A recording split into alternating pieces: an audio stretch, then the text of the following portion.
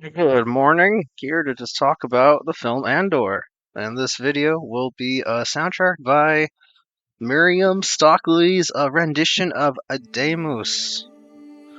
Yeah, so this is the logo for the Star Wars show. And Andor is a prequel to the film Rogue One.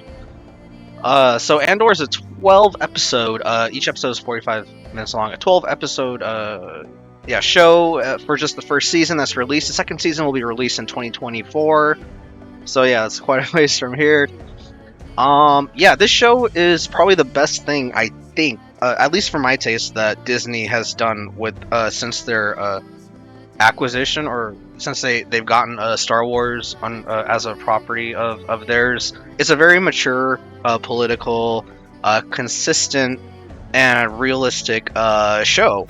There's no sort of like supernatural elements to it directly in the show, at least. Like there are no Jedi, there are no like Sith. I don't think there are no lightsabers in it. It's just people, and by people I mean, of course, there are the rebels who will. This is sort of the start of the rebellion, that will be prominent in the original trilogy. Andor starts as a reluctant person who somehow gets involved in the beginning of the rebellion against the Empire, and then he starts to just own being a rebel and find a purpose in that for his life. So here's some of the main characters in the show. Andor is this guy, Pop, the biggest one. Under him, I don't really want to spoil. Actually, I'm not really gonna talk about these characters. But basically, you have characters from the Empire whose storylines are followed through through the whole season.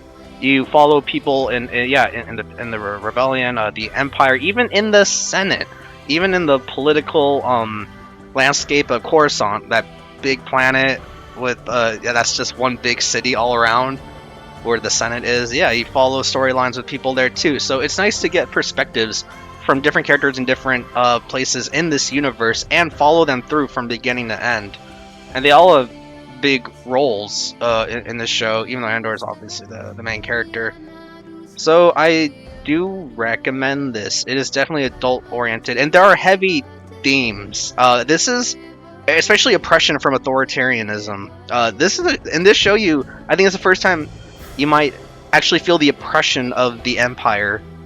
You see the way prisons for people who are unjustly imprisoned are managed, and how they're used for labor. You see how they patrol places unnecessarily, looking for things that aren't even really verified. Like the kind of the authoritarian government overreach.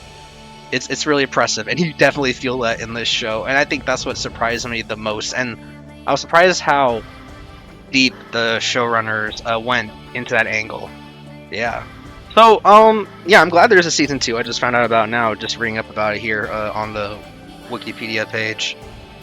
So, it's my favorite Disney Star Wars thing. I mean, there are some shows I like, and the films too. But when it comes to consistency, like from start to finish, this is my favorite one. Or when I say that, I mean like favorite Disney Star Wars property. Yeah, so like lots of people. Okay, yeah, I'm not gonna like go on about it. So it's a cool show. Basically, all I want to share. So until then, peace.